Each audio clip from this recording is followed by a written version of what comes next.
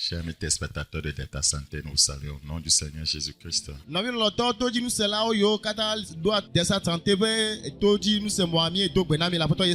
Je suis Bakoya Yas, des messagers des derniers temps. Nous sommes un ministère interdénominationnel.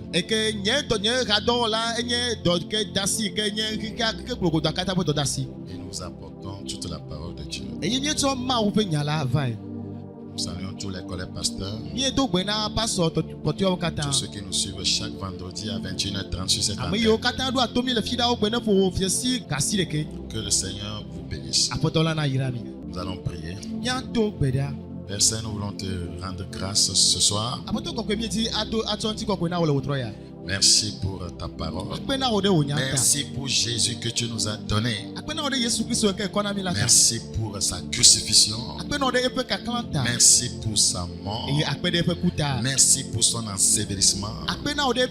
Merci pour sa résurrection. Merci pour sa montée au ciel. Seigneur, c'est ça le fondement de notre vie chrétienne. Fais-nous comprendre ces choses. Et aide-nous à aligner nos vies sur ces choses. Merci pour cette grâce. Bénis ta parole au fond de chacun.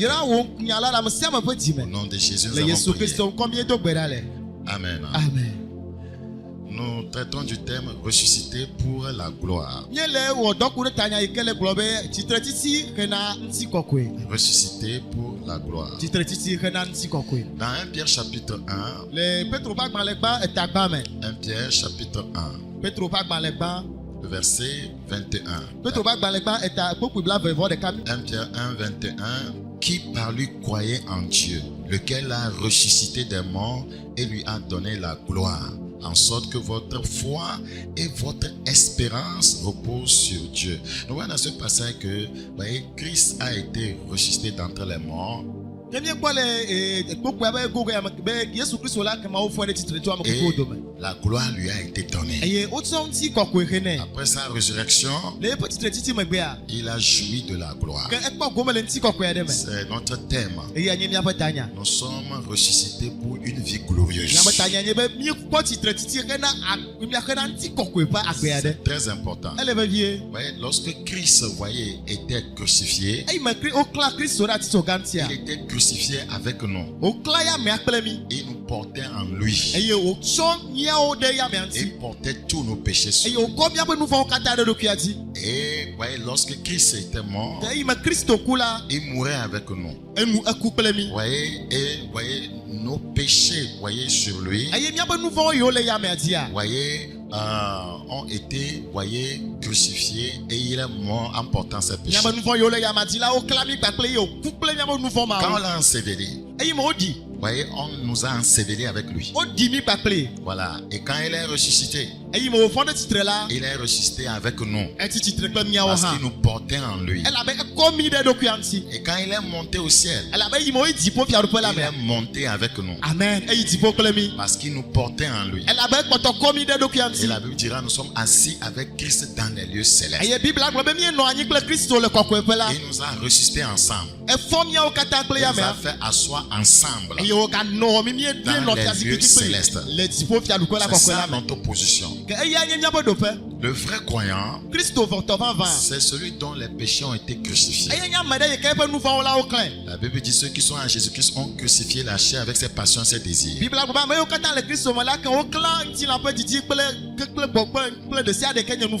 vrai croyant est mort au péché. Le vrai croyant, son ancienne vie est ensevelie. Le vrai croyant, il est resté avec Christ pour une nouveauté de vie. Le vrai croyant, il est assis avec Christ dans la gloire, dans les lieux célestes. Étant donné que notre nouvelle position après la résurrection, c'est la gloire, donc notre marche sur cette terre est une marche glorieuse. Amen.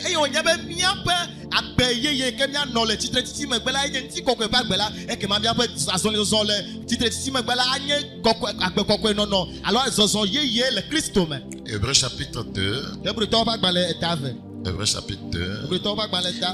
Il convenait en effet que celui pour qui et par qui sont toutes toutes choses et qui voulait conduire à la gloire beaucoup de fils, éleva à la perfection par les souffrances le prince de leur salut. Par sa sacrifice, sa mort, son ensevelissement et sa résurrection, voyez, le but était de conduire beaucoup de fils à la gloire.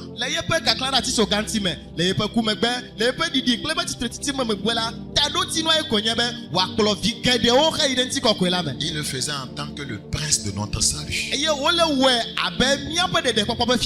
Donc si réellement nous expérimentons la mort et la résurrection avec Christ, alors Christ est notre prince. Amen.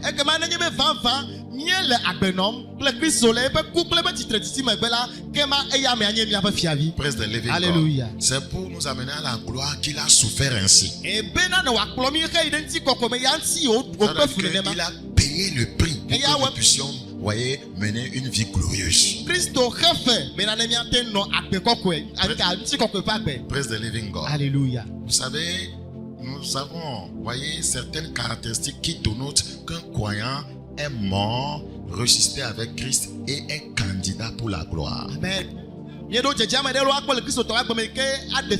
Que ce croyant est mort, ressuscité avec Christ, et donc il est candidat pour la gloire.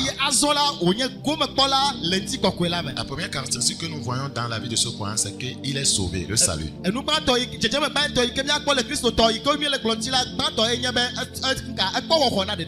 La deuxième caractéristique d'un croyant candidat à la gloire, c'est qu'il recherche les choses d'en haut.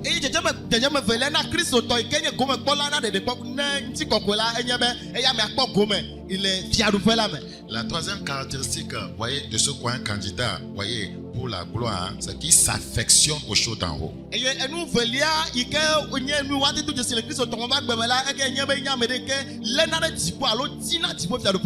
C'était la troisième caractéristique.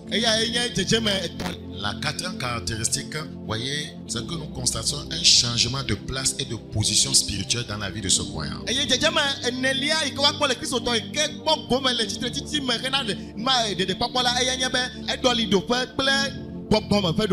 Cinquième caractéristique d'un croyant candidat pour la gloire, c'est qu'il a une foi inébranlable. Amen. Quel que soit ce qui se passe, il a une foi inébranlable. La sixième caractéristique qui dénote que quelqu'un est mort et ressuscité avec Christ, et qu'il est candidat pour la gloire, c'est qu'il a la victoire sur le péché et la mort. Amen. Oui, la septième caractéristique qui montre qu'un croyant est mort et ressuscité avec Christ et est candidat pour la gloire. Oui, il a une vie conforme, voyez, à celle de Christ. La huitième caractéristique d'un croyant mort et ressuscité avec Christ est candidat pour la gloire. Il prêche, voyez, c'est qu'il prêche l'évangile avec conviction. Quand les premiers disciples de Christ ont commencé à prêcher, voyez, ils prêchaient sa résurrection. Il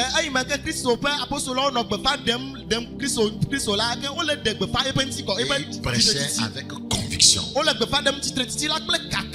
Quand bien même ces détracteurs avaient payé une forte somme d'argent aux soldats pour cacher sa résurrection, ceux qui en voulaient à Christ avaient payé une forte somme d'argent aux soldats,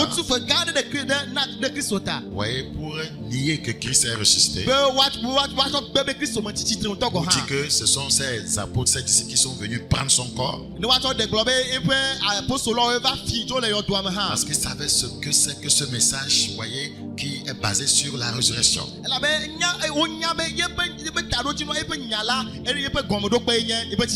dit que si Christ n'est pas ressuscité, notre foi est vaine, nous sommes encore dans nos péchés. Donc c'est pourquoi il ne voulait pas que les premiers disciples prêchent sa résurrection.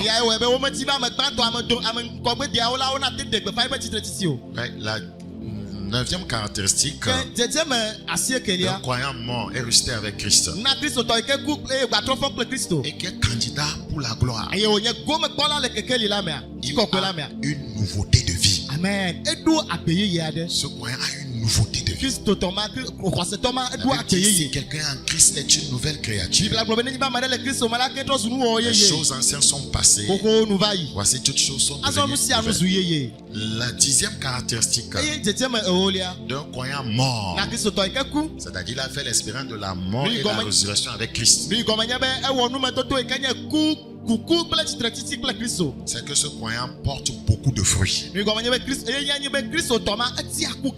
porte beaucoup de fruits. La 11e caractéristique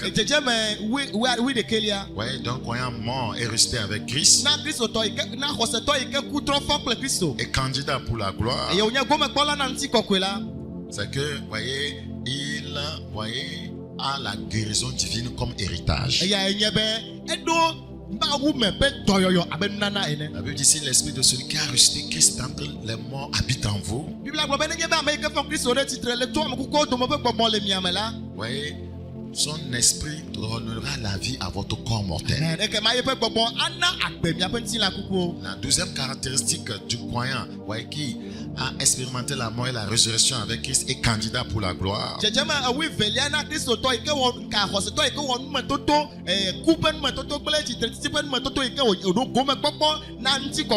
C'est qu'il est mort au moi. Il n'est pas égoïste. Il ne pense pas seulement à lui. La 13e caractéristique d'un croyant qui est mort et ressuscité avec Christ est candidat pour la gloire.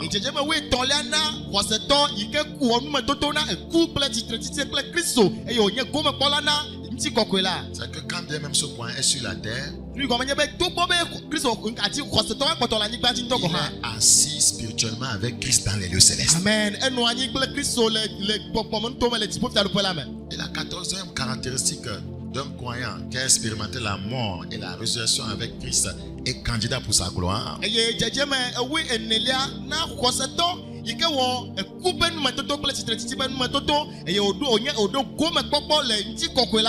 C'est que ce croyant, il va expérimenter la gloire terrestre. Amen. Et la grande gloire, la félicité éternelle. Donc ces 14 caractéristiques que je viens de donner, si vous ne les vivez pas, voyez, vous aurez du mal à expérimenter la gloire de Dieu, voyez, ici, et la grande gloire qui est la vie éternelle.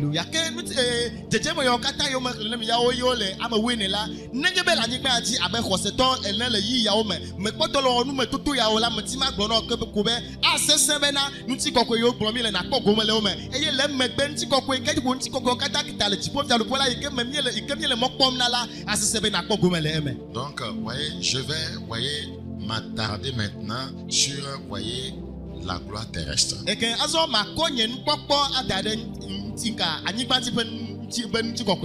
vais m'attarder sur la gloire terrestre et, voyez, pour le jour à venir, je parlerai de la gloire céleste.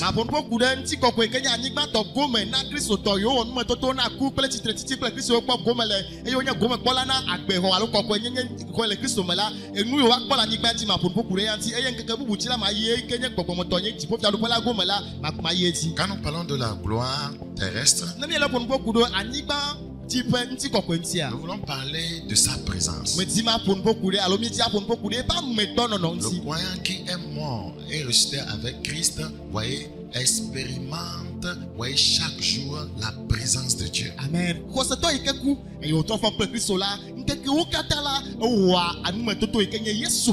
nous parlons de la gloire terrestre, nous voulons parler de la manière dont le Seigneur nous honore et nous rend grands aux yeux du monde.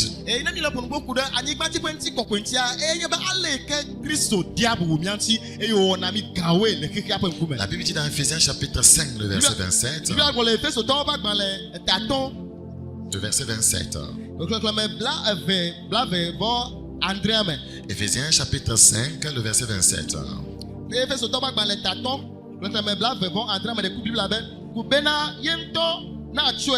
ado titre na edokui wanye nti kokwe hame si nti dipopo deke alo ayilele adeke alo nusio bedeke na gano o kebonla bene wano kokwe eye mukaka deke mano enti o. Amen. Amen. C'est ça ce que nous appelons la gloire terrestre. Afin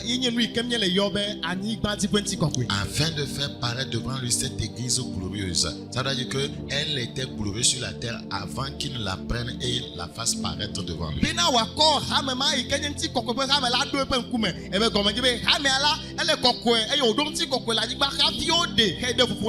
Seigneur veut que chaque croyant vive dans sa gloire. Le Seigneur veut que tu sois une église glorieuse. Ce qui est glorieux, voyez, est honoré. Ce qui est glorieux est grand. Ce qui est glorieux est dans sa présence. C'est tellement important. Donc, même si vous voulez devenir une église glorieuse, vous devez, voyez, faire l'expérience de la mort, voyez, de l'ensevelissement et la résurrection avec Christ.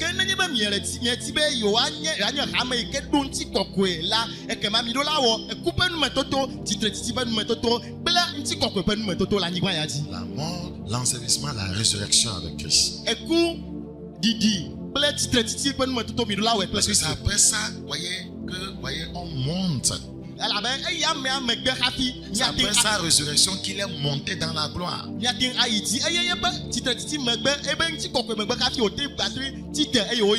n'avons pas fait l'expérience de la résurrection. Nous ne pouvons pas marcher dans la gloire. Afin de faire paraître devant lui cette église, il s'agit de toi. Le Seigneur dit qu'avant que tu ne paraisses devant lui, voyez, tu dois être glorieux.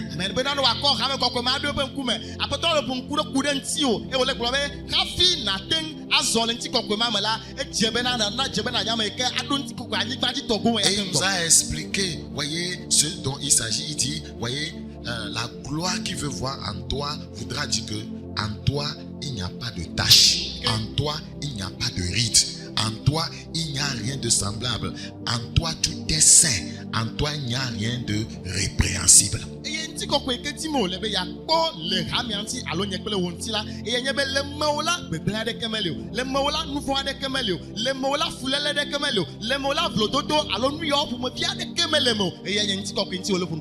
1 Pierre chapitre 1 verset 8, lui que vous aimez sans l'avoir vu. Allons-y, lui que vous aimez sans l'avoir vu. En qui vous croyez sans le voir encore. Quelle foi. Vous réjouissant d'une joie ineffable et glorieuse. Une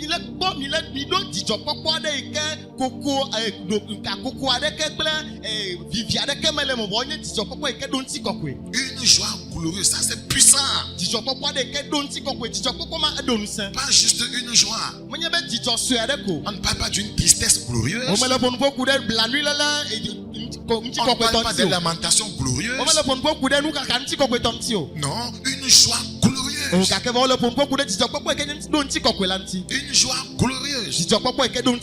Tout ce qui a trait, voyez, à cette église est glorieux. Même sa joie est glorieuse.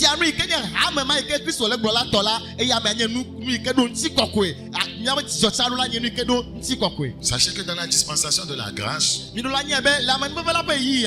Saint-Esprit fait des choses glorieuses. La Bible dit dans 2 Corinthiens chapitre 3. 2 Corinthiens chapitre 3. 2 Corinthiens chapitre 3, nous considérons le verset 8. Combien le ministère de l'Esprit ne sera-t-il pas plus glorieux?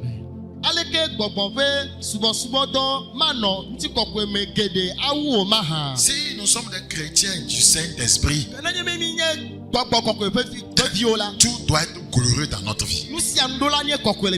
Si c'est le Saint-Esprit qui nous dirige, Si dans nos actes nous sommes mus par le Saint-Esprit,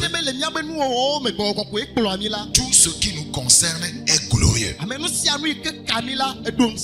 Dans Luc chapitre 13, Luc chapitre 13 de verset 17. Tandis qu'il parlait ainsi, tous ses adversaires étaient confus et la foule se réjouissait de toutes les choses glorieuses qu'il faisait.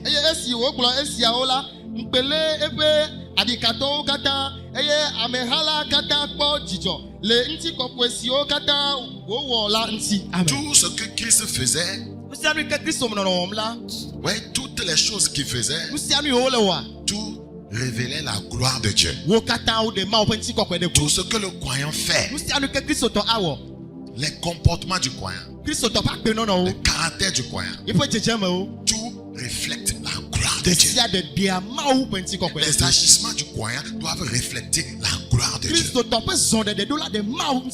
Les réactions du croyant doivent refléter la gloire de Dieu. Ouais, le croyant dans ses relations avec ses frères, ses sœurs, voyez, avec le monde, voyez, doit manifester et refléter la gloire de Dieu.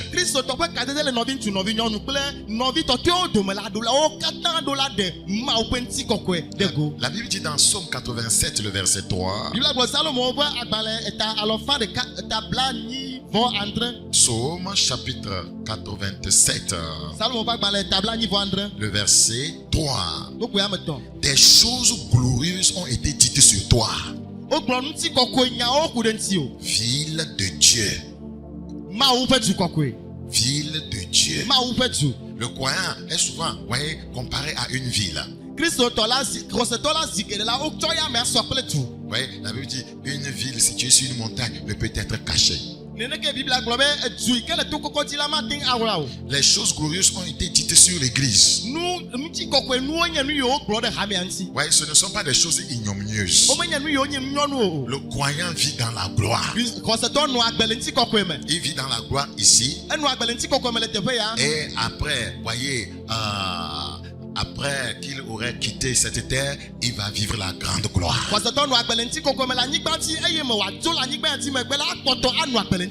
En fait, c'est de gloire en gloire. Je dis c'est de gloire en gloire. Tout croyant qui fait l'expérience de la mort et de la résurrection avec Christ, sa grandeur sera relevée.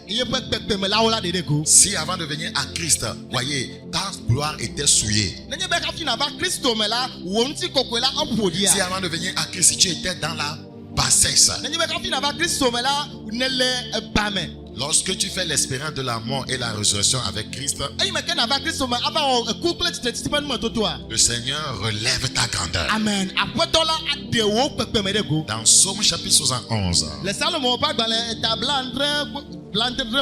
Psaume chapitre 71, nous considérons le verset 20. Tu nous as fait éprouver bien des détresses et des malheurs, mais tu nous redonneras la vie.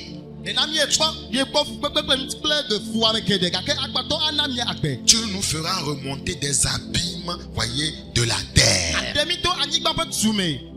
Quel passage. Relève ma grandeur. Console-moi de nouveau. Praise the living God. Alléluia. Dans ce passage, nous avons deux choses.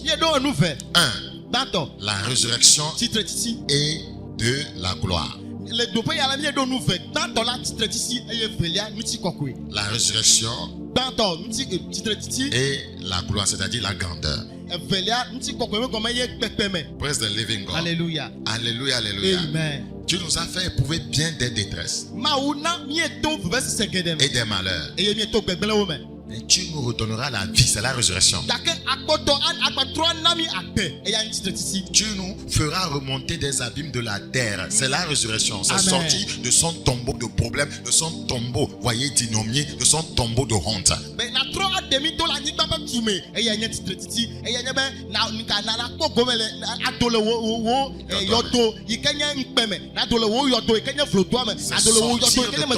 Ton tombeau de maladie, ton tombeau de la mort spirituelle, sortir de la tombe des inquiétudes. Praise the living God. Hallelujah. Ça c'est la résurrection. La résurrection avant la grandeur. Et il dit maintenant, relève ma grandeur. Parce que tu m'as ressuscité. Tu m'as donné la vie.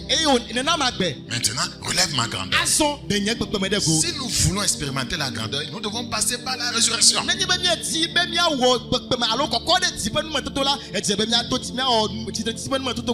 Le verset 22. Et je te louerai au son du luth. Je chanterai ta fidélité, mon Dieu. Je te célébrerai avec la harpe. Saint d'Israël. En te célébrant, j'aurai la joie sur les lèvres. C'est en célébrant Dieu que la joie vient. Amen. Ce n'est pas en s'inquiétant. Ce n'est pas en pleurant. En se lamentant sur son sort. En te célébrant, j'aurai la joie sur les lèvres. La joie dans mon âme que tu as délivrée. Praise the living God. Ma langue chaque jour publiera ta justice. Car ceux qui cherchent ma perte sont honteux et confus. Amen. Praise the living God. Hallelujah. L'honneur, la grandeur ou la gloire, c'est le caractère de Dieu. Amen. Vous ne trouverez pas autre chose en lui. C'est un Dieu glorieux, un Dieu rempli d'honneur, un Dieu rempli de dignité. C'est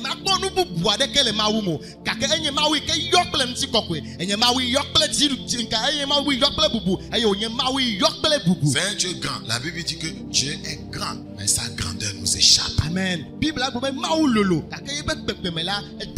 2 Pierre chapitre 1.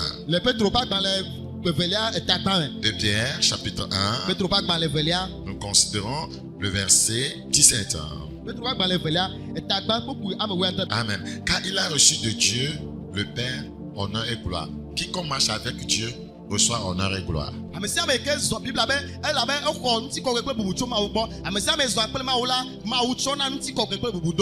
la gloire magnifique lui fit entendre une voix qui disait: Dieu, c'est la gloire magnifique. Le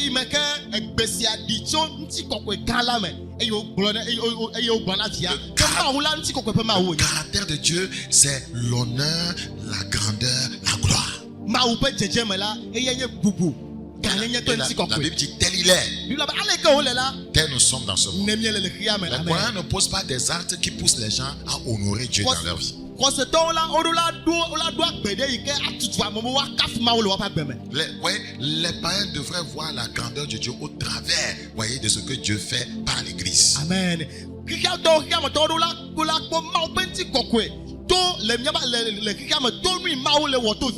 par l'Église que le monde doit connaître la gloire de Dieu. Dans Apocalypse chapitre 4, le verset 11. Apocalypse chapitre 4, le verset 11.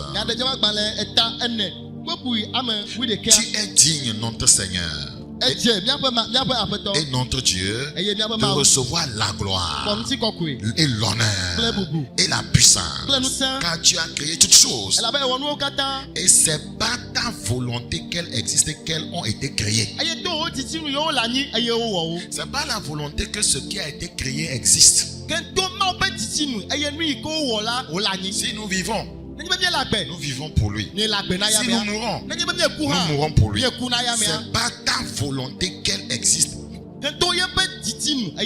Praise the living God. Le croyant resté avec Christ a la gloire et l'honneur comme héritage. Vous devez croire à ça. C'est ça notre position. La Bible dit dans Romains chapitre 2. Romains chapitre 2. Le verset 23. Toi qui te fais une gloire de la loi, tu déshonores Dieu par la transgression de la loi.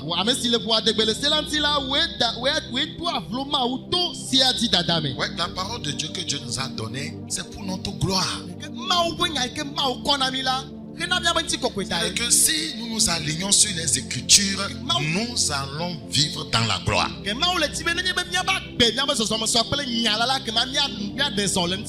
Praise the living God.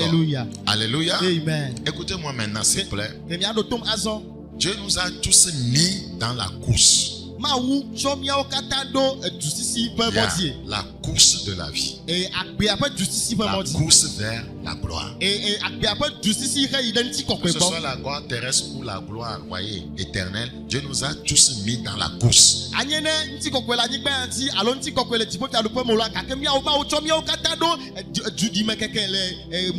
Une fois que vous naissez de nouveau, vous êtes dans la course. Je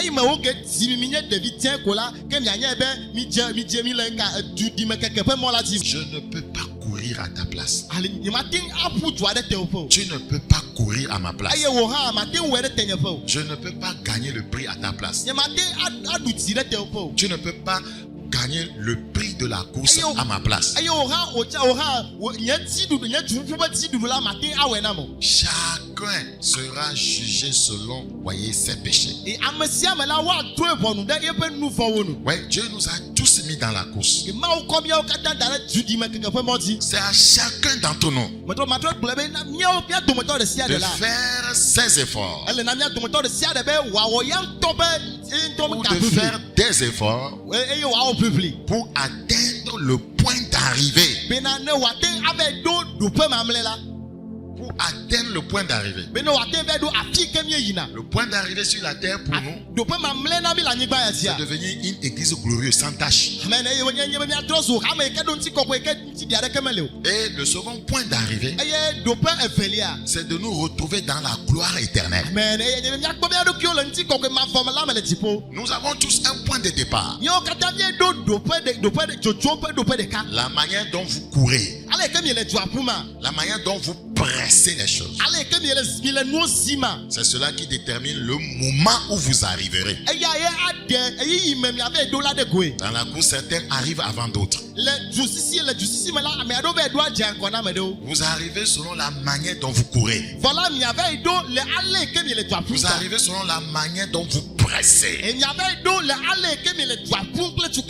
Dans la course, certains sont nonchalants. Certains se comportent comme des tortues. Voyez, certains arrivent avant d'autres. C'est comme ça la vie. Certains deviennent riches avant d'autres. Certains croyants deviennent puissants avant d'autres. Certains croyants vivent dans la pureté, la sanctification avant d'autres. Ça dépend de la manière dont vous courez.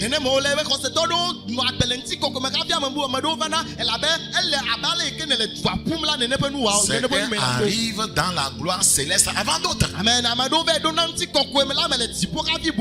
C'est ainsi que, voyez, les choses sont faites. Je prie que Dieu nous donne une bonne compréhension. Amen. Et vous devez savoir aussi que si vous voulez, voyez, expérimenter la gloire de Dieu, vous devez aussi payer le prix de la prière. Vous devez payer le prix de la prière. Le Seigneur a dit qu'il faut toujours prier et non se relâcher. Et ne pas se relâcher. Dans Luc 18:1, ça veut dire que la prière est fondamentale. Vous voyez, dans la course pour la gloire, tellement important. Vous devez payer le prix de la gloire. Vous devez payer le prix de la gloire en payant le prix de la prière.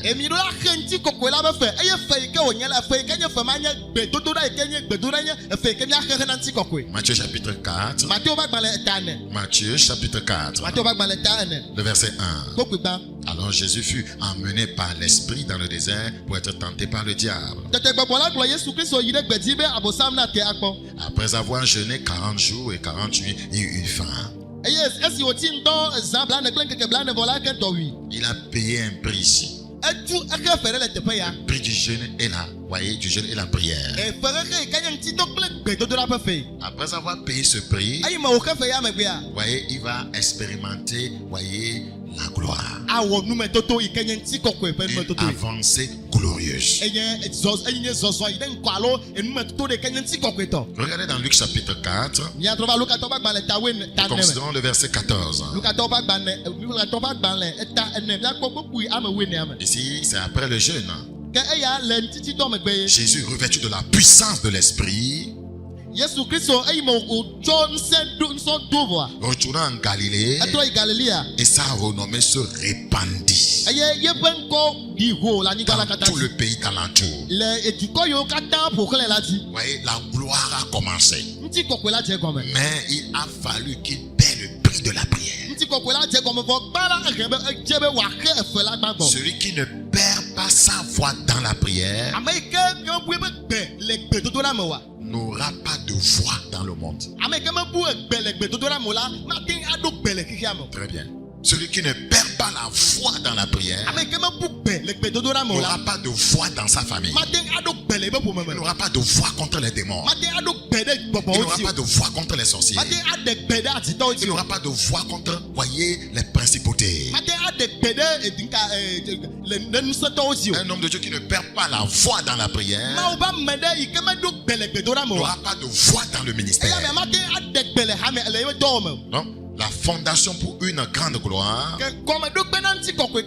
voyez, c'est la sanctification, la pureté. Une église glorieuse sans tâche. Sans tâche. Ni ride. Sainte. Irrépréhensible. Donc ce passage est en train de nous faire comprendre que, voyez, pour être glorieux, pour expérimenter la gloire,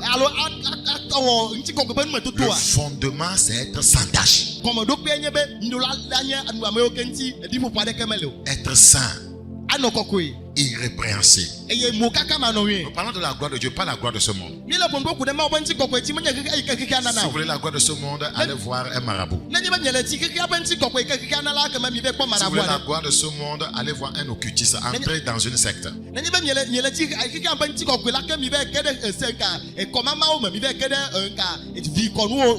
Mais si vous voulez expérimenter la gloire de Dieu, le fondement c'est une vie sans tâche. Une vie sainte. Une vie sans ride. Une vie irrépréhensible. Une vie sans reproche. Regardez rapidement avec moi dans 2 Timothée chapitre 2. 2 Timothée chapitre 2. 2 Timothée chapitre 2, le verset 19. Néanmoins, le solide fondement de Dieu reste debout. Néanmoins, le solide fondement de Dieu reste debout. Reste debout. Reste debout. Le fondement, le solide fondement de la gloire, c'est la sainteté. Avec ces paroles qui lui servent de sceau, le Seigneur connaît ceux qui lui appartiennent. Et quiconque prononce le nom du Seigneur qui s'éloigne de l'iniquité. Dans une grande maison, il n'y a pas seulement des vases d'or et d'argent. Nous sommes au verset 20. Dans une grande maison, il n'y a pas seulement des vases d'or et d'argent, mais il y en a aussi de bois et de terre. Les uns sont des vases d'honneur et les autres sont d'un usage vil. Nous voulons être une église appelée vase d'honneur. Il y a déjà une église dont le nom est appelé vase d'honneur de Sanogo. Et les autres sont d'un usage vil. Si donc quelqu'un se conserve pur en s'abstenant de ces choses qui souillent, il sera un vase d'honneur, sanctifié, utile à son maître, propre à toute bonne œuvre. Si je veux résumer ce passage, je dirais tout simplement la propreté avant l'utilisation. Qui a une fois utilisé, voyez, une assiette sale pour servir de la nourriture? La propreté avant l'utilisation.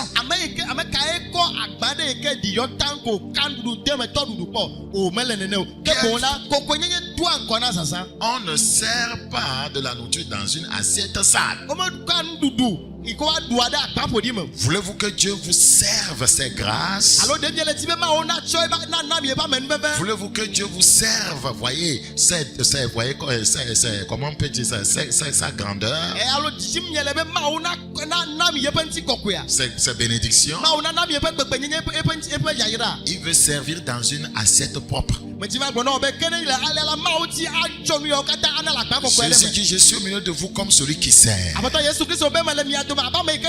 Le Seigneur veut servir des choses à l'église. Mais nous sommes comme des vases, des assiettes. Et on ne sert pas de la nourriture, voyez, dans une assiette sale.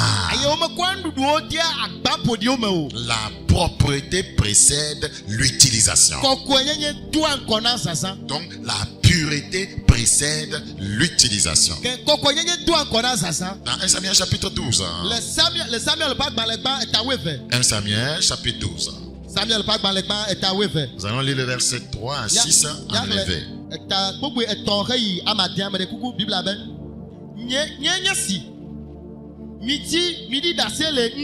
le Yehowa kple ebe amesiamina la nkume ameka be nyitu mexɔ eye ameka be teti mexɔ ameka mesie ntale ameka metede anyi eye ameka si mexɔ zanu le miankume maha. Amen. Amen. Je vais lire ça d'abord. Me voici, rendez témoignage contre moi en présence de l'Éternel et en présence de son nom. De qui ai-je pris le bœuf? Et de qui ai-je pris l'âne? Qui ai-je opprimé? Et qui ai-je traité durement? De qui ai-je reçu un présent pour fermer les yeux sur lui? Je vous le rendrai. Vous voyez la propriété avant l'utilisation. Samuel était propre, pur, et Dieu l'utilisait.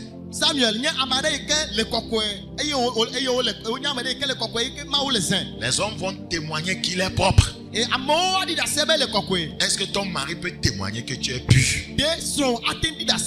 Est-ce que ta femme peut témoigner qu'à la maison tu mènes une vie de sainteté? Est-ce que tes collègues de service peuvent témoigner que tu ne participes pas aux fraudes?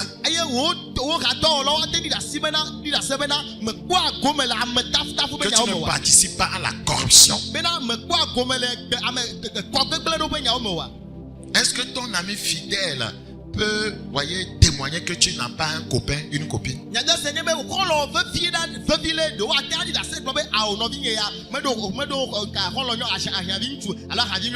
La pureté peut être testée. Il répondit: tu ne nous as point opprimés. Et tu ne nous as point traité durement. Et tu n'as rien reçu de la main de personne. Pasteur, est-ce que tes fidèles peuvent témoigner que tu ne leur escroques pas? Pasteur,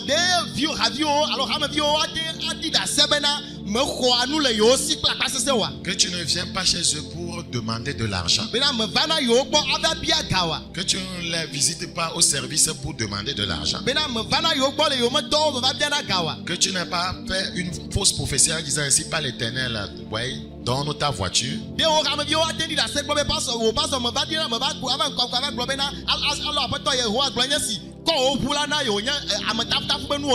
Nous demandons pourquoi Dieu utilisait nos prédécesseurs. C'est parce qu'il faut la propriété avant l'utilisation, la pureté avant l'utilisation.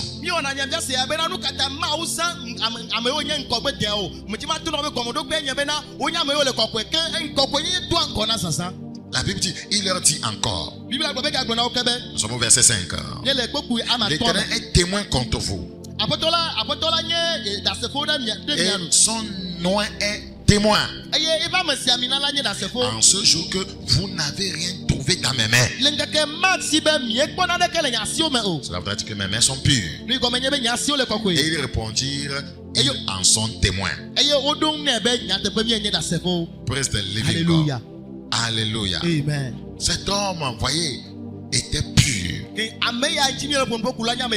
C'est ici, voyez, le fondement même, voyez, de l'intégrité.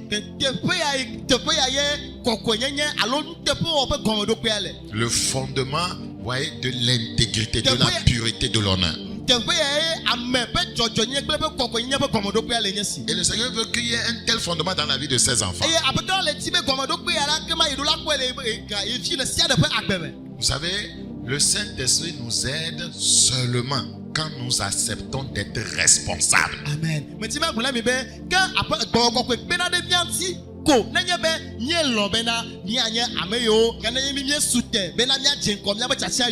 Voilà, c'est à ce moment que le Saint-Esprit nous aide. Il faut être responsable.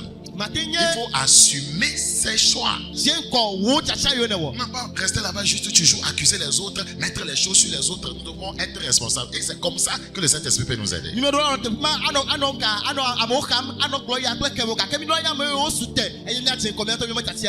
Vous savez, personne ne peut aller aux toilettes à ta place.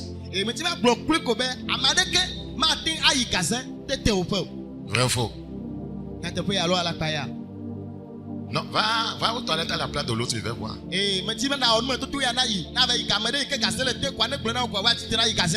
Personne ne peut manger à ta place. Vrai ou faux?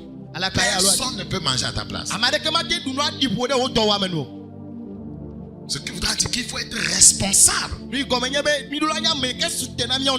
peux pas avoir la diarrhée et demander à l'autre d'aller déféquer.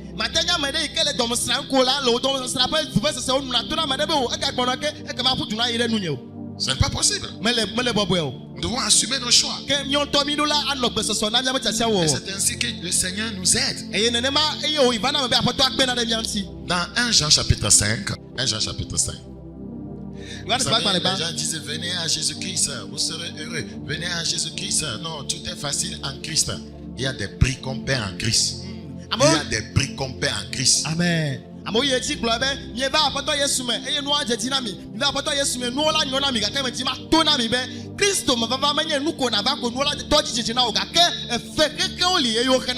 Christ, il y a des défis. Et le Christ en Christ, il y a des épreuves. Il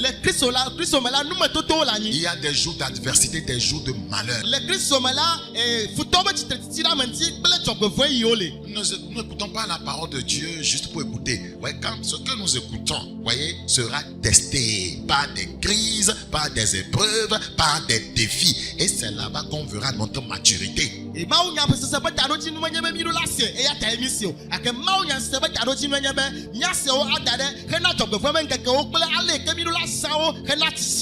Dans 1 Jean chapitre 5, le verset 18. 1 Jean chapitre 5, le verset 18. Nous savons que quiconque est né de Dieu ne pêche point. Ne pêche point. Mais celui qui est né de Dieu se garde lui-même. Et le malin ne le touche pas. Quand vous touchez au péché, vous permettez à Satan de vous toucher.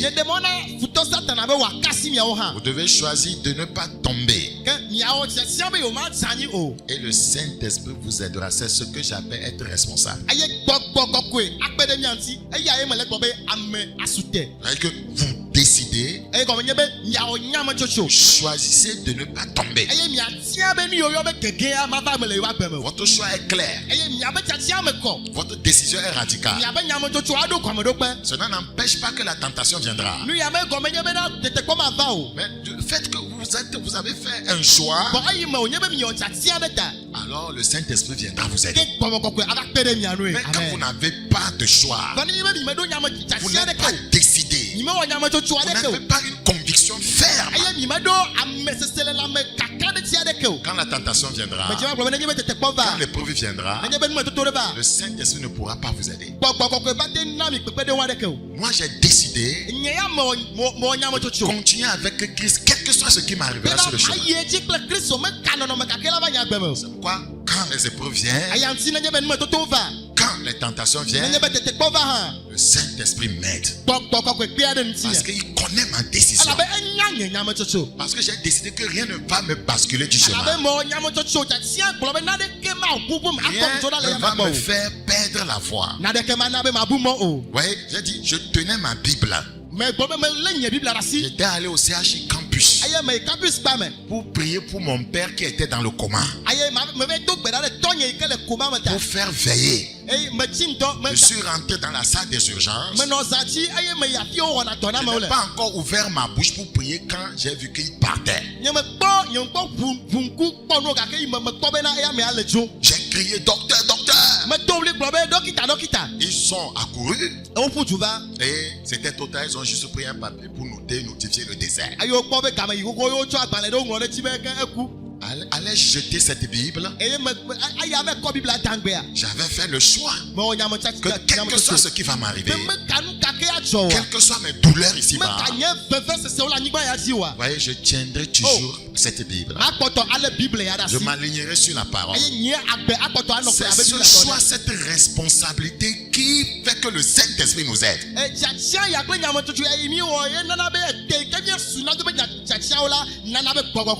Frère, aller au ciel, c'est un combat.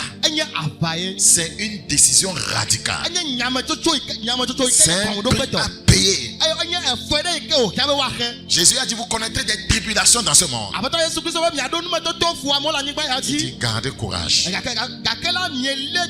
J'ai vaincu le monde. Nous devons être responsables. Je vais vous révéler quelque chose dans les Écritures. Vous allez comprendre comment Dieu aide les gens. Dieu doit vous aider. Dieu doit aider son église. Regardez dans 2 Pierre 2.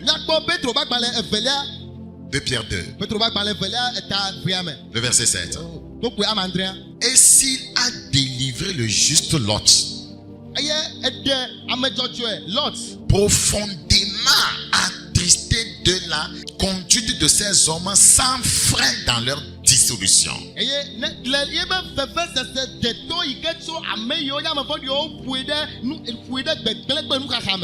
Veuillez cesser d'étau. Et s'il a délivré le juste Lot, profondément attristé de la conduite de ces hommes sans frein dans leur dissolution. Donc Dieu peut délivrer quelqu'un d'une tristesse profonde, oui.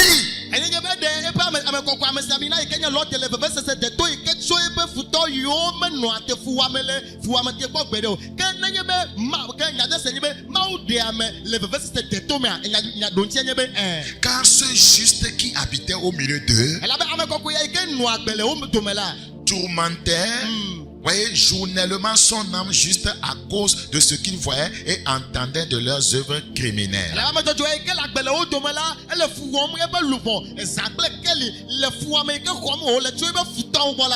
Ce qu'ils voyaient, ça le tourmentait.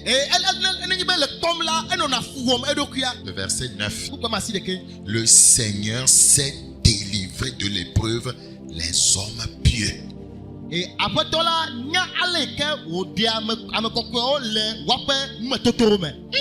Le Seigneur s'est délivré de l'épreuve des hommes pieux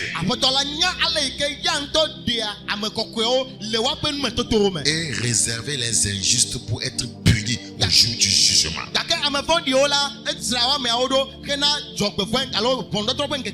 Lot avait choisi de ne pas les ressembler.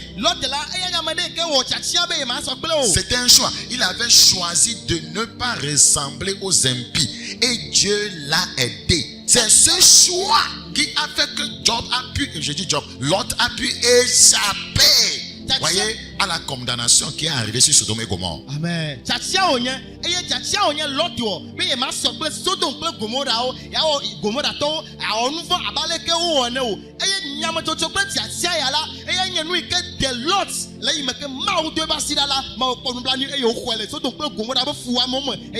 Il était au milieu des pécheurs.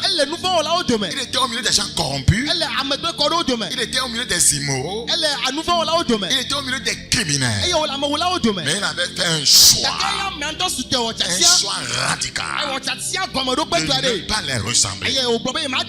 Et Dieu va délivrer Lot à cause de ses choix, sa décision. Le Seigneur s'est délivré de l'épreuve, les hommes pieux. Amen.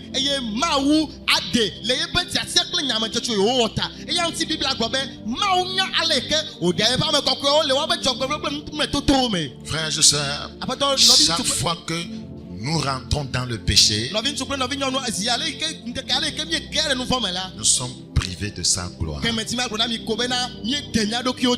sommes privés d'honneur. Nous sommes privés de la grandeur qui émane de lui. Chaque fois que tu entres dans le péché, tu souilles ta gloire. C'est pas moi qui le dis. Romains chapitre 3. Romains chapitre 3. Nous considérons le verset 23. Romains chapitre 3, le verset 23.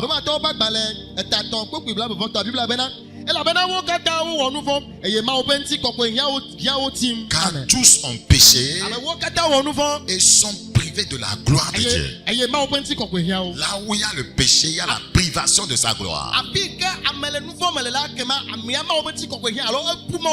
Quand il n'y a plus de gloire, cela signifie que la puissance de Dieu a quitté l'église. Je répète, quand il n'y a plus de gloire, cela voudra dire que la puissance de Dieu a quitté l'église. Rappelez-vous d'Abraham, le père de l'alliance. Il a refusé de toucher à ce qui ne lui appartient pas.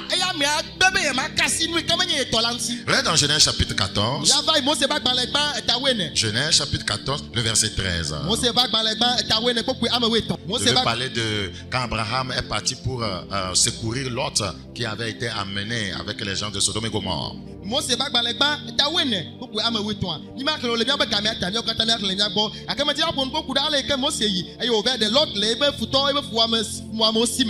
Praise the living God. Alléluia. Et le roi de Sodome avait voulu lui donner des choses. Et voyez, il va lui dire au verset 23, je ne prendrai rien de tout ce qui est à toi. Je ne vais pas toucher ce qui est à toi. Beaucoup de croyants touchent ce qui ne leur appartient pas.